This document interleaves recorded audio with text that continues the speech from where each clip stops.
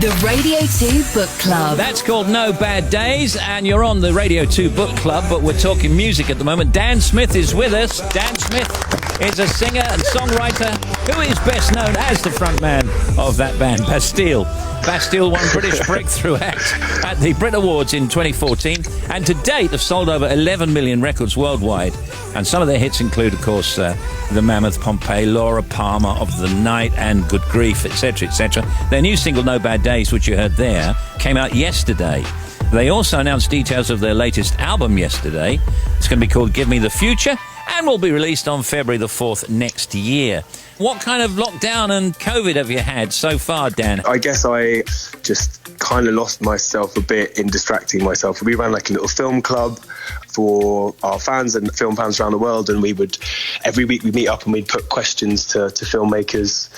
So that was quite a nice sort of weekly distraction. I was working at a food bank and we made a couple of albums, just recorded a lot of music from home and over Zoom, and you know, when we could go into the studio we'd do that. So yeah, I guess that was it really. I always thought about you, he's a good sort, as my late mum would say. You're quite kindly, and I get the impression you don't do it just for money. That's never really been my motivation. I just feel incredibly lucky that we get to still be in a band and get to make music. Particularly in the last couple of years where so many people haven't been able to do the thing they love or the things they want to do, or very much at all.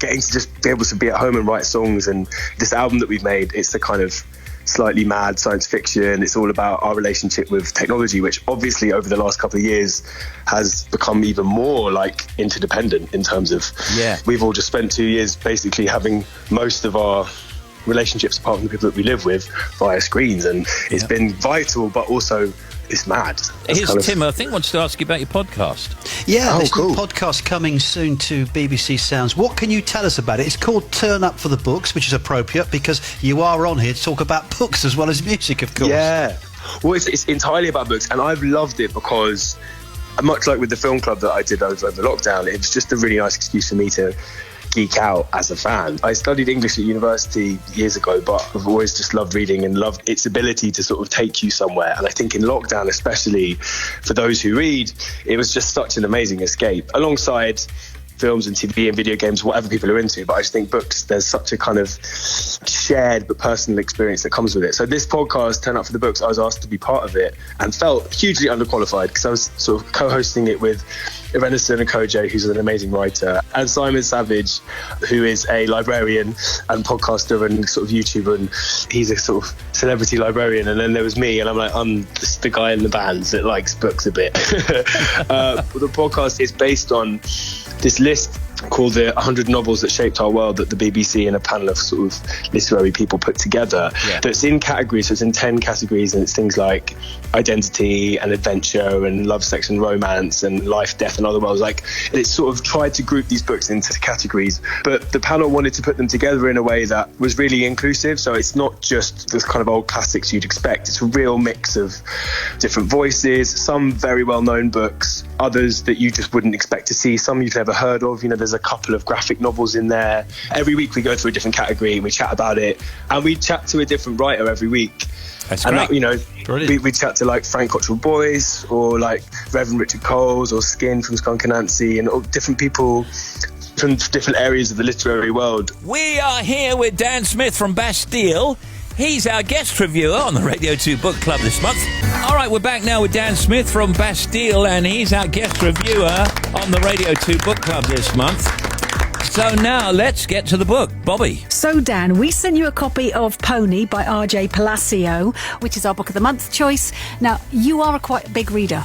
Have you read any of her previous books, like Wonder, which was her debut, which was a big bestseller as well? I never read Wonder, and perhaps because knowing that it was kind of like potentially YA, I'm maybe not the target audience, but not to say that's a reason not to read it. I just hadn't read it, but I was really aware of it and was really aware of the film as well. That was kind of huge, the film with Julia Roberts and Owen Wilson. Thank you for sending it to me. I really loved reading it. It's just not the kind of book I would have probably found without that, but I'm aware that it's been doing amazingly well. And yeah, I really enjoyed it. I think it's just it's a really beautifully written, exciting adventure. Like we were talking about earlier, you know, it's obviously aimed at a younger audience, but that doesn't make it any less engaging and readable. Yeah, Dan, what did you think of the kind of fantastical elements of it. Mysterious pony character and a ghost called Mittenwall. Did you get kind of drawn into all of that? I love how she just presents those things as normal, using magical realism. Having his best friend being a ghost is obviously interesting, but it's not controversial in the world of the book. I loved that so much. It made me think a bit of the demons, the best friends in Philip Pullman's Dark Materials books. It made me think a little bit of The Sixth Sense. It's a kind of imaginary friend / best mate who's there with a kind of witty running commentary on everything that's happening, but he just happens to be a teenage ghost. I loved it. I think it's fantastic, and a really nice mixing of worlds, like setting it post-American Civil War in the 1860s in Ohio, so it's got a kind of true grit Western element to it. Any classic book that has the adventure of a child having to do something kind of beyond his years and overcome his fears, I don't know, there seems to be a lot of excitement around it as well, so it's going to be interesting to see if and when it gets adapted. I was just going to ask you if it kind of inspired you to go away and perhaps not write a book yourself, but I don't know, make more music, because there's so much imagination at play here in this just book. Just made a whole album. Yeah. Well, but inspired all over again. Yeah, got to start again. Rip up the one we just did and start a new one. Yeah, no, very, very much so. I mean, we have loads of songs that are kind of nodding to or based on like books that we love or sort of famous moments in pop culture. Yeah. So massively so. And actually, me and a friend of mine have for years been writing this sort of concept album that's a kind of true romance, natural born killers set in the Wild West. So it's anything within that world really feeds into that. I'm sure elements of Pony will find themselves in that as well. But yeah, I think it's beautifully written, and I think she's done an amazing job. Well, and I can see why it's your book of the month. Yeah, well, thank you very much for reviewing our book of the month, and thank you for coming on with that new single, Dan, and for doing that review. Good luck with your podcast. And it's strange, really, because you've been around since the earlier part of this last decade, and for some odd reason, you've not been on. I don't know why. We must have asked you. But we're quite nice, really, Look. Well, it's nice to finally get to join you guys. Thank you so much for having me. Well, it's our pleasure. The new podcast series, co-hosted by Dan, is coming to BBC Sounds soon. And the new Bastille album, Give Me the Future, will be out in February. And that single, No Bad Days.